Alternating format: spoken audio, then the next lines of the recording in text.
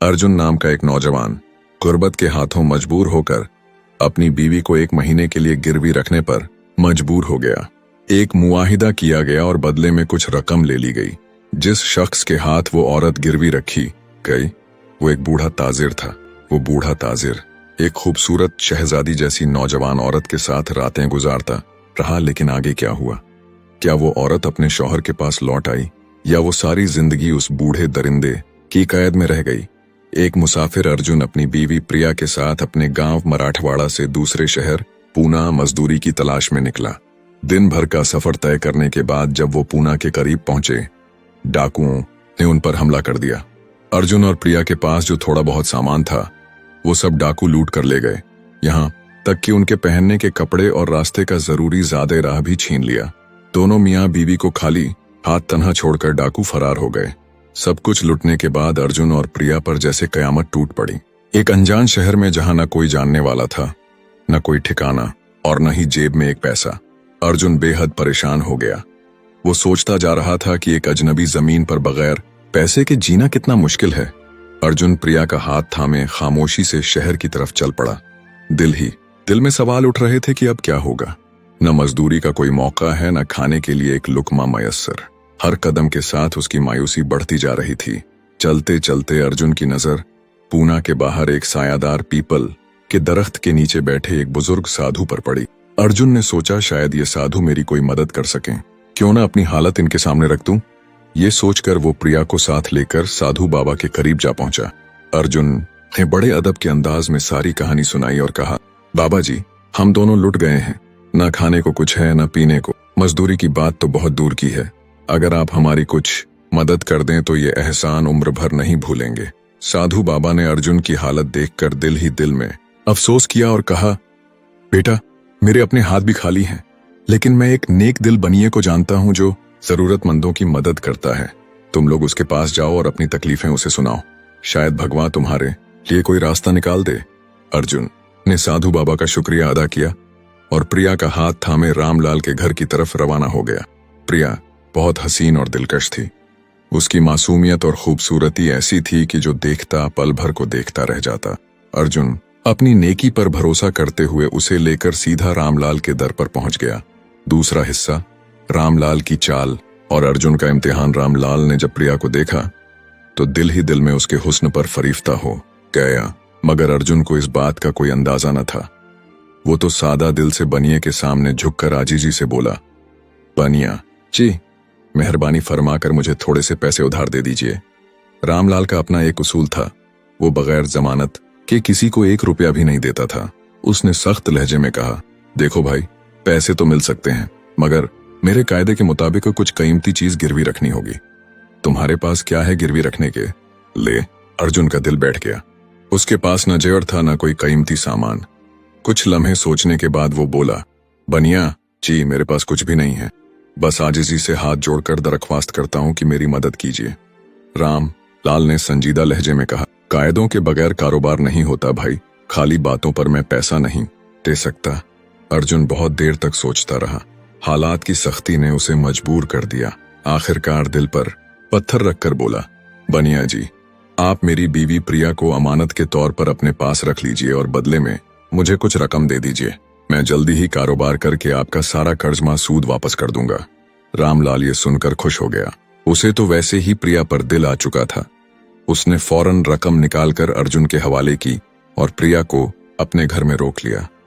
रात गुजरते ही रामलाल चुपके से प्रिया के कमरे की तरफ बढ़ा। दरवाजा खोलते ही प्रिया की रूह कांप उठी। वो खौफजदा होकर चीख पड़ी, भगवान का वास्ता है बनिया जी, मेरे कमरे से चले जाइए। मगर रामलाल अपनी हवस में अंधा हो चुका था। नरम लहजे में कहने लगा, प्रिया, तुम जैसी हसीन औरत के लिए तो दुनिया कुर्बान की जा सकती है। अर्जुन को भूल जाओ और हमेशा के लिए मेरी हो जाओ। प्रिया के दिल में शदीद खौफ था, मगर उसने हिम्मत नहीं हारी। बड़ी दानाई से जवाब दिया, अगर आप मुझे जबरदस्ती अपने पास रखना चाहते हैं तो कम अज कम मुझे कुछ दिनों की मोहलत दीजिए। मैं खुद सोच लूंगी कि मेरा क्या बनेगा। रामलाल को लगा कि प्रिया मानने लगी है, इसलिए उसने उसे कुछ दिन की मोहलत दे दी। इधर अर्जुन कर्ज की रकम लेकर अपनी बीवी प्रिया को राम लाल के पास गिरवी छोड़कर नए हौसले के साथ कारोबार की तलाश में निकल पड़ा। अर्जुन ने जो रकम रामलाल से ली थी उससे पूना के करीब एक सस्ते बाजार से मसाले खरीदने का काम शुरू कर दिया। वो किसानों से कम दामों में मसाले लेता और दूसरे शहरों जैसे मुंबई और नासिक में जाकर अच्छे मुनाफे पर बेच देता। चंद हफ्तों में ही उसके हाथों में पैसा आने लगा। भगवान ने उसकी मेहनत में खूब बरकत डाल दी। अर्जुन के दिन फिरने लगे और वो खुशी खुशी अपने दिन गिनने लगा कि जल्द ही प्रिया को वापस ले आएगा। कुछ दिन बाद अर्जुन रामलाल के घर पहुंचा। दिल खुशी से भरा हुआ था। उसने मोहब्बत और अदब के साथ कहा, बनिया जी, मैं आपकी दी हुई रकम और सूद समेत सारा हिसाब चुकाने आया हूं।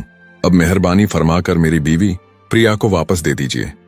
लेकिन रामलाल ने सर्द लहजे और मसनूई अफसोस के साथ बोला, भाई अर्जुन, तुम्हें एक तल्ख हकीकत सुनानी है। करीब 2 महीने पहले प्रिया सख्त बीमार हो गई थी। बड़ी कोशिश की, वैद्यों से इलाज भी कराया, मगर भगवान को कुछ और मंजूर था। प्रिया का इंतकाल हो गया। ये सुनकर अर्जुन के कदमों तले जमीन निकल गई। दिल जैसे किसी ने मुट्ठी में जकड़ लिया हो। खामोश आंखों से रामलाल का चेहरा देखता रहा और फिर बोझिल कदमों से वहां से निकल आया। अर्जुन सीधा उस मकाम पर जा पहुंचा जहां पहली बार उसकी मुलाकात साधु बाबा से हुई थी। खामोशी से जाकर एक कोने में बैठ गया। साधु बाबा ने दूर से अर्जुन को पहचान लिया। करीब आकर नरमी से पूछा, बेटा अर्जुन, तुम्हारा कारोबार तो अच्छा चल रहा था, फिर ये उदासी कैसी चेहरे पर? अर्जुन ने नम आंखों के साथ आह भरी और बोला, बाबा जी, प्रिया अब इस दुनिया में नहीं रही। रामलाल ने कहा कि वो बीमारी के बाइस मर गई है। मैं अपनी किस्मत का लिखा समझकर खामोशी से वापस आ गया हूं। साधु बाबा ने अर्जुन की बात सुनी तो हल्के से मुस्कुरा दिया और मोहब्बत से बोला, ओ भोले अर्जुन, तुम्हें धोखा दिया गया है। प्रिया न मरी है न कहीं गई है। वो आज भी रामलाल के घर में जिंदा कैद है। अगर अपनी बीवी को पाना चाहते हो तो फौरन राजा विक्रमजीत के दरबार में जाकर इंसाफ की फरियाद करो। हमारा राजा बड़ा इंसाफ पसंद है। तीसरा हिस्सा, अर्जुन की पुकार और साधु की तदबीर, वो तुम्हें हक जरूर दिलाएगा। अर्जुन को अब सारी बात समझ में आ गई। दिल में उम्मीद की एक चिंगारी जल उठी। वो जल्दी से राज महल की तरफ रवाना हो गया। दरबार में पहुंचकर अर्जुन ने राजा विक्रमजीत के सामने आजीजी से अर्ज की, महाराज, मैं एक मेहनती और ईमानदार मुसाफिर हूं। मजबूरी में अपनी बीवी प्रिया को अमानत के तौर पर बनिए के पास छोड़ा था। वादा था कि जल्दी कर्ज वापस कर दूंगा। आज मैं सारा कर्ज लेकर आया हूं, मगर रामलाल कहता है कि मेरी बीवी फौत हो गई। न कोई निशान, न कोई गवाही। मैं इंसाफ की भीख मांगता हूं। राजा विक्रमजीत ने गहरी नजरों से अर्जुन को देखा और संजीदगी से कहा, यह बहुत बड़ा इल्जाम है। रामलाल को फौरन दरबार में हाजिर करवाया जाए। चंद लम्हों बाद रामलाल दरबार में हाजिर कर दिया गया। राजा ने उससे सख्त लहजे में सवाल किया, क्या यह सच है कि बंजारा अर्जुन ने अपनी बीवी को तुम्हारे पास गिरवी रखा था? रामलाल ने झूठ छुपाते हुए हिचकिचाते हुए जवाब दिया, जी महाराज, ये सच है। राजा विक्रमजीत ने दरबार में रामलाल से फिर सख्ती से पूछा, तो अर्जुन ने कुछ रकम के बदले अपनी बीवी प्रिया को तुम्हारे पास अमानत के तौर पर गिरवी रखा था? रामलाल ने थोड़ा झिझकते हुए कहा, जी हाँ महाराज। राजा ने और पूछा, तो फिर अब ये अपनी बीवी को क्यों नहीं ले सकता? रामलाल ने सख्त लहजे में जवाब दिया, महाराज, ये गरीब आदमी बहुत दिनों बाद आया है। इसे मालूम नहीं कि 2 महीने पहले प्रिया अचानक सख्त बीमार हो गई थी। हमने इलाज की बहुत कोशिश की, वैद्यों से दवाइयां भी मंगवाई, मगर अफसोस कि वो बच न सकी। भगवान की मर्जी के आगे किसका बस चलता है? मैं खुद दिल से अफसुर्दा हूं। अब भला मैं भगवान के पास जाकर उसे कैसे वापस ला सकता हूं? राजा विक्रमजीत ने गहरी नजरों से उसे देखा और सख्ती से पूछा, क्या तुम्हारे पास कोई गवाह है जो ये साबित कर सके कि अर्जुन की बीवी की मौत हो चुकी है? रामलाल ने चंद लम्हे सर झुकाए और फिर एतमाद से बोला, जी हां महाराज, जिस वैद्य से इलाज कराया था वो भी गवाही देगा, और 4 आदमी ऐसे हैं जिन्होंने प्रिया का जनाजा ले जाकर श्मशान घाट में जलाया था। राजा ने फौरन हुक्म दिया कि वैद्य और वो 4 आदमी दरबार में हाजिर किए जाए। रामलाल इतने यकीन और नरमी से बात कर रहा था कि दरबार में मौजूद कई लोगों को भी शक होने लगा। राजा ने भी दिल में सोचा कि शायद रामलाल सच कह रहा हो। तब राजा ने अर्जुन की तरफ देखा और कहा, बेटा, अगर तुम्हारी बीवी जिंदा होती तो हम जरूर तुम्हें इंसाफ दिलाते, मगर फैसले के सामने बेबस हैं। ये सुनकर अर्जुन का दिल जैसे बोझ तले दब गया। आंखों में नमी लिए थके कदमों से दरबार से बाहर निकल आया। अर्जुन सीधा साधु बाबा के पास पहुंचा और दरबार में पेश आने वाला सारा वाकया बयान कर दिया। साधु बाबा ने सर झुकाकर गहरी सांस ली और अफसोस भरे लहजे में कहा, मैंने राजा विक्रमजीत को इतना सादा दिल नहीं समझा था। उन्होंने रामलाल की बातों पर भरोसा कर लिया, लेकिन अब भी वक्त है, मेरी बात गौर से सुनो।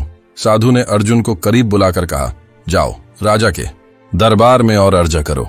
महाराज, अगर आप चाहें तो 3 घंटे के लिए अपना तख्त साधु बाबा को दे दीजिए, फिर मैं आपको दिखाऊंगा कि असल इंसाफ क्या होता है। अर्जुन ने साधु बाबा की बात दिल से लगा ली और उसी वक्त राज दरबार की तरफ रवाना हो गया। दरबार में जाकर अर्जुन ने पूरे अदब से राजा के सामने अर्ज की, महाराज, अगर 3 घंटे के लिए साधु बाबा को अपना तख्त सौंप दें तो शायद मैं इंसाफ हासिल कर सकूं। राजा विक्रमजीत ने थोड़ी हैरानी से अर्जुन को देखा, फिर नरमी से कहा, अगर तुम्हें इससे तसल्ली हो जाएगी तो मुझे कोई एतराज नहीं। चौथा हिस्सा, साधु बाबा की अदालत। तुम अपने साधु बाबा को ले आओ। अर्जुन तेजी से लौटा और साधु बाबा को ले आया। दरबार में पहुंचते ही राजा ने इज्जत से साधु बाबा को अपने तख्त पर बिठाया। साधु ने दरबार संभालते ही बुलंद आवाज में हुक्म दिया, रामलाल को पेश किया जाए। चंद लम्हों बाद रामलाल हाथ जोड़ते हुए दरबार में लाया गया। साधु ने गहरी आवाज में सवाल किया, राम लाल, क्या तुम्हारे पास कोई सबूत है कि 2 महीने पहले अर्जुन की बीवी प्रिया का इंतकाल हो गया था? रामलाल ने पसीना साफ करते हुए कहा, जी महाराज, मेरे पास गवाह मौजूद हैं। साधु बाबा ने बुलंद आवाज में हुक्म दिया, उन गवाहों को अभी पेश करो। रामलाल के बुलाए गए सब गवाह एक एक करके दरबार में पेश होने लगे। साधु बाबा ने सबसे पहले वैद्य को बुलाकर सवाल किया, बताओ वैद्य जी, क्या तुम वाकई इस बात की गवाही दे सकते हो कि प्रिया का इंतकाल हुआ था? साधु ने वैद्य से पूछा, तुम ये कैसे कह सकते हो कि बंजारे की बीवी का इंतकाल हुआ था? वैद्य ने जवाब दिया, मुझे रामलाल ही दवा लेने आता था। वो कहता था कि एक औरत बीमार है, मगर मैंने खुद कभी मरीज को नहीं देखा। साधु ने हैरानी से पूछा, यानी तुम यकीन से ये नहीं कह सकते कि दवा बंजारे की बीवी के लिए ही ली जाती थी? वैद्य ने नदामत से कहा, जी, मैं यकीन से नहीं कह सकता, लेकिन हाँ, रामलाल मुझसे दवा जरूर ले जाया करता था। साधु ने सख्त लहजे में कहा, तो इसका मतलब यह हुआ कि तुम मरीज को देखे बगैर ही दवा दे देते थे? ये तो बहुत ही अजीब बात है। अगर तुम दवा के बजाय जहर देते तो हो सकता है तुम्हारे दिए गए जहर से ही बंजारे की बीवी की मौत हुई हो। साधु की बातें सुनकर वैद्य का चेहरा खौफ से पीला पड़ गया। उसने गला साफ करते हुए कहा, नहीं महाराज, ऐसा हरगिज नहीं हो सकता। मैं किसी मरीज को जानबूझकर जहर क्यों दूंगा? इस तरह तो मेरी सारी इज्जत खाक में मिल जाएगी। साधु ने कहा, अब तुम कुछ भी कहो, लेकिन तुमने लापरवाही जरूर की है। तुम्हें अपने फर्ज में कोताही और एक बेकसूर की जिंदगी से खेलने के जुर्म में 50 कोड़े लगाने की सजा दी जाती है। साथ ही तुम्हारा मुंह काला करके शहर में घुमाया जाएगा। अब फैसला तुम करो, सच बोलोगे या सिपाहियों को हुक्म दूं? ये सुनकर वैद्य का जिस्म कांपने लगा। वो साधु के कदमों में गिर पड़ा और गिड़गिड़ाते हुए बोला, महाराज, मुझे माफ कर दीजिए, मैं सब सच कबूल करता हूं। मैंने रामलाल के किसी मरीज का इलाज नहीं किया। रामलाल ने मुझे हजारों रुपए दिए थे और कहा था कि अगर गवाही की जरूरत पड़ी तो मैं उसके हक में झूठी गवाही दे दूं। मैंने लालच में आकर उसकी बात मान ली। यही मेरा गुनाह है। साधु ने गंभीर आवाज में कहा, गुनाह तो तुमने किया है, इसलिए तुम्हें झूठी गवाही देने के जुर्म में 50 कोड़े लगाने की सजा दी जाती है। साधु के हुक्म पर फौरन अमल हुआ। सिपाहियों ने वैद्य को पकड़ा और भरे दरबार में उस पर कोड़े बरसाना शुरू किए। पहले ही कोड़े के साथ वैद्य जोर से चीखा, महाराज, मुझ पर रहम कीजिए, मैं मर जाऊंगा। हर कोड़े के साथ उसकी दर्द भरी चीखें गूंजने लगीं। ये मंजर देखकर रामलाल के बाकी चारों गवाहों के चेहरे भी जर्द हो गए। ये वही लोग थे जिन्होंने दावा किया था कि उन्होंने बंजारे की बीवी के जनाजे को ले जाकर श्मशान घाट में जलाया। साधु ने उन चारों से कहा, तो तुम लोगों का कहना है कि तुमने इस औरत को श्मशान घाट में जलाया था? अच्छा, ये बताओ, जलाने से पहले मुर्दे को गुस्ल दिया जाता है, फिर उसे नए कपड़े पहनाए जाते हैं। तुम ये सब कैसे कर सकते थे अगर औरत मरी ही नहीं थी? साधु बाबा ने दरबार में मौजूद चारों गवाहों को सख्त निगाहों से घूरते हुए पूछा, बताओ, तुम में से किसी ने अपनी आंखों से प्रिया का चेहरा या जिस्म देखा था जब जनाजा तैयार हो रहा था? चारों खौफजदा हो कर पसीने पसीने हो गए। थरथराते हुए एक ने हिम्मत करके कहा, नहीं महाराज, हमने तो उसका चेहरा या जिस्म देखा ही नहीं था। रामलाल ने खुद जनाजा तैयार करके हमें बस श्मशान घाट ले जाने का हुक्म दिया था। हमने तो आंख बंद करके वहां चिता उठाई और जला दी। साधु बाबा ने गहरी सांस ली और ठहरे हुए अंदाज में कहा, तो मतलब ये कि तुमने बगैर देखे मान लिया कि वो मर चुकी थी? न सांस चेक की, न जिस्म की हालत देखी। क्या तुम्हें ये ख्याल नहीं आया कि कोई बेहोशी की हालत में भी हो सकता है, या शायद रामलाल ने किसी और चीज में लपेटकर धोखा दिया हो? साधु बाबा की आवाज में अब सख्ती बढ़ने लगी। उसने तेजी से कहा, यह तो सीधी सीधी साजिश लगती है। तुम लोगों ने लाश देखे बगैर एक जीती जागती इंसान को मरा मानकर जला दिया। यह न सिर्फ लापरवाही बल्कि एक संगीन जुर्म है। ये अल्फाज सुनकर चारों गवाह दम्ब खुद रह गए। उनके माथों पर पसीने के कतरे मोतियों की तरह चमकने लगे। 5वां हिस्सा, सच की जीत और 3 नसीहतें वैद की दरबार में कोड़े खाते हुए चीखें तो वो पहले ही सुन चुके थे। अब साधु बाबा की जुबान से मौत की सजा जैसे अल्फाज सुनकर उनके हाथ पांव और ज्यादा ठंडे पड़ गए। उनकी टांगें कांपने लगीं और चेहरों का रंग एकदम सफेद पड़ गया। साधु बाबा ने फिर रामलाल की तरफ तेज नजर डाली। अब रामलाल का चेहरा भी जर्द पड़ चुका था और वो नजरें चुरा रहा था। साधु बाबा ने बुलंद आवाज में कहा, रामलाल, तुम्हारे झूठे गवाह पहले ही खौफ से कांप रहे हैं। अब तुम खुद बताओ, किसी मासूम औरत को जबरदस्ती अपने घर में कैद रखने और शौहर को धोखा देने के जुर्म में तुम्हें कौन सी सजा दी जानी चाहिए? रामलाल के होंठ कांपने लगे। वो कुछ बोलने की कोशिश कर रहा था, लेकिन अल्फाज जैसे गुम हो गए थे। सिर्फ हकला कर रह गया।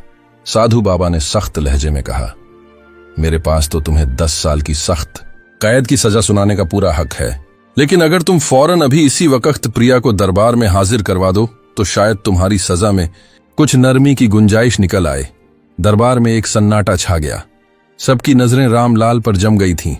राजा विक्रमजीत के हुक्म पर रामलाल ने जल्दी से अपने नौकरों को घर भेजा। कुछ ही देर में प्रिया को दरबार में हाजिर कर दिया गया। जैसे ही प्रिया दरबार में आई, अर्जुन की आंखों में खुशी के आंसू छलकने लगे। साधु बाबा ने नरमी से प्रिया का हाथ अर्जुन के हाथ में थमा दिया और कहा, अपनी अमानत को संभालो। फिर साधु बाबा ने अदल के तकाजे पूरे करते हुए रामलाल को झूठी गवाही देने और मासूम औरत को कैद में रखने के जुर्म में 5 महीने की कगैद की सजा सुनाई और उन चारों झूठे गवाहों को भरे दरबार में 100-100 कोड़े लगाने की सजा दी गई, ताकि सबके लिए इबरत का निशान बने। ये मंजर देखकर राजा विक्रमजीत हैरान रह गया। वो दिल से साधु बाबा की दानाई और इंसाफ पसंदी को सलाम करते हुए हाथ जोड़कर बोला, बाबा जी, आपने जो अदल का नमूना पेश किया है वो वाकई अनमोल है। आपने मुझे सिखाया कि सच्चा इंसाफ क्या होता है। साधु बाबा ने नरमी मगर गहरी आवाज में कहा, महाराज, याद रखना, एक राजा का सबसे बड़ा फर्ज सिर्फ राज चलाना नहीं बल्कि इंसाफ करना होता है, और एक शौहर का सबसे बड़ा फर्ज अपनी बीवी की इज्जत और हिफाजत करना होता है। ये कहकर साधु बाबा ने 3 सुनहरी नसीहतें राजा को दी। पहली नसीहत, जब तुम्हारी बीवी बीमार हो तो उसे कभी तन्हा न छोड़ो। जैसे वो तुम्हारे सुख दुख में तुम्हारा साथ देती है, वैसे ही तुम्हारा फर्ज है कि उसकी बीमारी में उसका सहारा बनो। मोहब्बत और तवज्जो से ही रिश्ते मजबूत होते हैं। दूसरी नसीहत, अगर कोई तुम्हारी बीवी पर झूठा इल्जाम लगाए तो दुनिया की परवाह किए बगैर उसके साथ डट कर खड़े रहो। एक मर्द की सच्चाई का पैमाना यही है कि वो मुश्किल वक्त में अपनी शरीके हयात का साथ न छोड़े। यही असली मोहब्बत और रफाकत की निशानी है। तीसरी नसीहत, अपनी बीवी को कभी भी गैर महरम मर्द के साथ अकेला न छोड़ो, चाहे वो कोई दोस्त हो या रिश्तेदार। जमाने के हालात बदलते रहते हैं। अक्लमंदी इसी में है कि अपनी इज्जत और रिश्तों की हिफाजत होशियारी से की जाए। साधु बाबा की ये बातें सुनकर राजा विक्रमजीत ने वादा किया, बाबा जी, मैं इन तीनों नसीहतों को दिल से अपनाऊंगा और अपने दरबार में हमेशा इंसाफ और दयानतदारी के साथ फैसले करूंगा। आपने आज मुझे असल राज और असल रिश्तों की कद्र सिखा दी। दरबार में मौजूद हर शख्स ने साधु बाबा के लिए दिल से दुआ की और यूं अर्जुन और प्रिया खुशी खुशी अपने नए सफर की तरफ रवाना हो गए।